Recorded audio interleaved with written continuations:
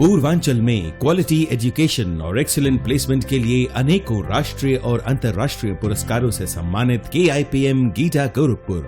Admissions open for BTech with mechanical, civil, computer science, electrical and electronic streams. जब गोरखपुर में KIPM है तो कहीं और क्यों जाना। KIPM rocks. KIPM गीटा गोरखपुर। दिल्ली इनपुट के आधार पर गोरखपुर पुलिस को बड़ी सफलता हाथ लगी है। पुलिस, क्राइम ब्रांच और साइबर सेल ने संयुक्त रूप से कार्रवाई करते हुए फिंगरप्रिंट क्लोन बनाकर बैंक खातों से लाखों रुपए लूटने वाले गिरोह का आज पर्दाफाश करते हुए उनको गिरफ्तार किया गया है। सरगना सहित 11 लोग पुलिस के हत्थे चढ़े हैं। इनके पास से भारी मात्रा में दर्जनों संदिग्ध वस्तुएं बरामद की हैं। इसी गिरोह से जुड़े लोग अलग अलग जगहों से डाटा चोरी करते थे और कचहरी में ई-स्टाम्पिंग के जरिए हुए जमीन की खरीद फरोख्त के दस्तावेजों को निकालकर खाते और आधार कार्ड की जानकारी हासिल कर फिंगरप्रिंट का क्लोन बनाकर बैंक खातों से पैसा निकाल लेते थे।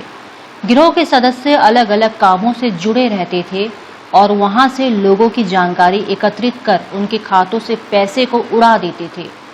गिरोह का सरगना राघवेंद्र मिश्रा गोरखपुर जनपद का रहने वाला है और नेपाल व दिल्ली के व्यक्तियों को पैसे देकर उनका विभिन्न बैंकों में खाता खुलवाकर उनका ATM card, cheque book, net banking का ID पासवर्ड, लॉगिन KYC कराकर CSP बनाकर विभिन्न खातों से पैसा निकाल लेता था। वहीं गैंग के सरगना का करीबी सोनू कुमार पासवान गोरखपुर का निवासी है। यह आधार कार्ड, डाटा व फिंगरप्रिंट विभिन्न माध्यमों से प्राप्त कर फिंगरप्रिंट क्लोन बनाकर APS ट्रांजैक्शन के माध्यम से पैसा निकाल लेता था। वहीं महाराजगंज जनपद के रहने वाले भी कुछ लोग गिरफ्तार किए गए हैं, जिनमें दीपेंद्र थापा नेपाल व दिल्ली के व्यक्तियों को पैसे देकर नितेश सिंह, राहुल राणा, सागर जायसवाल की मदद से उनका विभिन्न बैंक में खाता खुलवाकर पैसे लेकर बेच दिया करता था। नेपाल के नागरिकों का भी यह लोग फर्जी तरीके से खाता खुलवा देते थे, जिस कारण भारत की आंतरिक गतिविधियों पर भी इन लोगों के जरिए ठेस पहुंचाई जा रही थी। गैंग का सदस्य मुकेश कुमार CSP संचालक आधार कार्ड व फिंगरप्रिंट डाटा निकालकर बेच देता था। वहीं विकास उर्फ विक्की जो तहसील में फोटोकॉपी की दुकान पर काम करता है, वहां से आधार कार्ड का फिंगरप्रिंट डाटा निकालकर इन लोगों को मुहैया कराता था। बताते चलें कि विगत 2018-19 में इन तरह के गैंग को पुलिस ने गिरफ्तार किया था। उस गैंग और इस गैंग के तार आपस में जुड़े हुए हैं। गिरफ्तार किए गए गैंग ने विगत वर्ष गिरफ्तार किए हुए गैंग के लोगों को जेल से छुड़ाने में मदद की थी। इस संबंध में गोरखपुर के SSP ने कहा है कि मैं आप लोगों से अपील करता हूं कि आप लोग अपने आधार को M आधार से जोड़ दें। देखिए, आज जो है 11 अपराधी साइबर अपराध से जुड़े अपराधी गिरफ्तार किए गए हैं। जिले के साइबर सेल और SWAT टीम SP क्राइम के नेतृत्व में काम करके 11 लोगों को गिरफ्तार किए। इनसे 9,10,000 बरामद हुआ। तमाम सिम, तमाम सेलफोन्स, तमाम पासबुक और फिंगरप्रिंट के जो क्लोन्स है, आधार कार्ड नंबर्स है, ATM कार्ड से सब बरामद हुए हैं।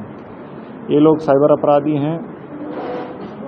ग्राहक सेवा केंद्र के नाम से अपना ID रजिस्टर करा के आधार एवं फिंगरप्रिंट की डेटा रजिस्ट्री कागज़ों से, सरकारी वेबसाइट के जो ई-स्टैम्प वाला वेबसाइट से रजिस्ट्री के कागज़ से स्टैम्प उठाना या फोटोकॉपी के दुकान चलाते हैं उस कागज़ से रजिस्ट्री के कागज़ से फिंगरप्रिंट उठाना, इस तरह से तमाम माध्यम से आधार कार्ड एवं फिंगरप्रिंट के छाया प्रति चोरी करके उसको क्लोन करके उसे मोल्ड बना के उससे आधार एनेबल पेमेंट सिस्टम जिस खाते का है उस हर खाते से जो भी इनके द्वारा डेटा चोरी किया गया उनसे पैसे ऑनलाइन अपने फर्जी खाता बना के ट्रांसफ़र करा के अपराध घटित किया गया है।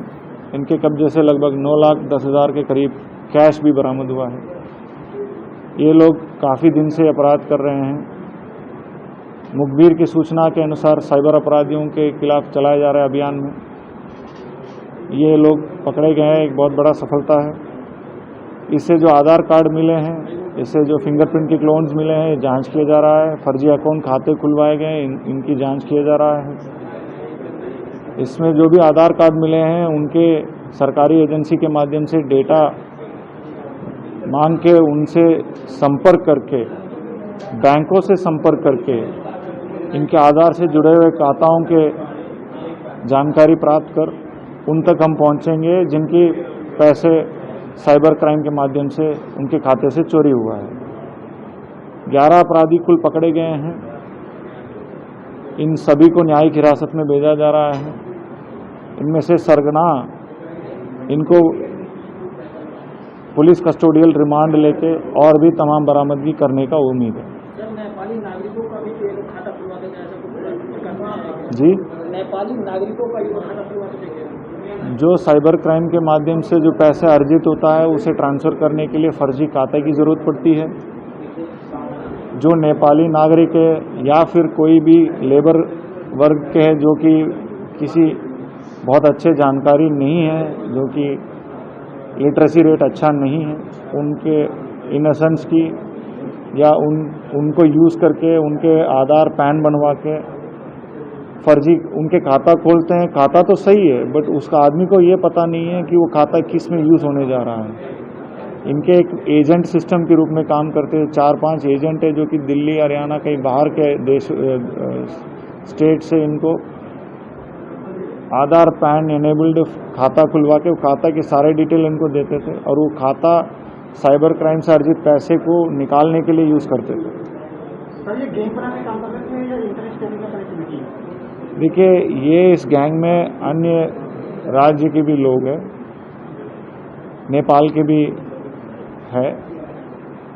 तो इनसे पूछताछ के दौरान और कुछ बरामदगी में कुछ अन्य राज्य के भी चेक्स मिले हैं। ऐसा मुझे प्रतीत होता है कि इनके डेटा चोरी में हो सकता है अन्य राज्य के और भी लोग इन्वॉल्व हो। गोरखपुर ही ना है तो अन्य बगल के राज्य में भी हो सकते हैं, इनके कुछ नेटवर्क्स ऑपरेट कर रहे होंगे।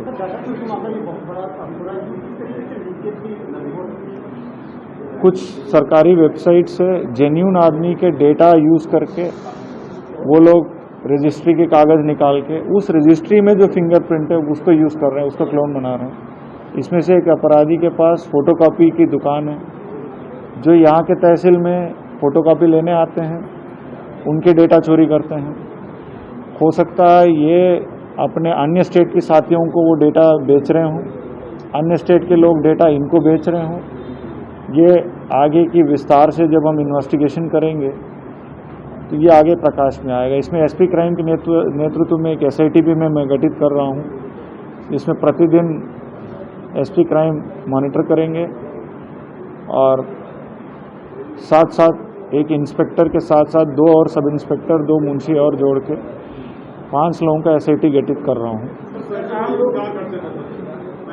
देखिए, अभी पूछताछ जारी है, पुलिस कस्टोडियल रिमांड लेके और पूछताछ किया जाएगा। तो आगे जो भी डिटेल है आपको अभी इनको वेरीफाई करना शेष है। हमने अभी पकड़ा है, पुलिस कस्टोडियल रिमांड की पूछताछ के दौरान आगे पता चलेगा। सबसे इम्पोर्टेंट बात है, सभी लोग अपने आधार कार्ड को सुरक्षित रखिएगा। आधार कार्ड को अनावश्यक किसी को न दें। ग्राहक सेवा केंद्र में सोच समझ के अपने विश्वसनीय जगह पे ही करा जाए। M-आधार एक ऐप आता है जहां पे आप लोग अपना आधार रजिस्टर करके वहाँ बायोमेट्रिक डेटा एनेबल्ड ट्रांजैक्शन को आप रोक सकते हैं। जब आपको खुद का करना हो तब उसको एनेबल करके तब करें। जब आपका काम नहीं पड़ता उस डेटा यूज्ड आधार एनेबल्ड पेमेंट सिस्टम को डिसेबल करके रखें। ये कर सकते हैं।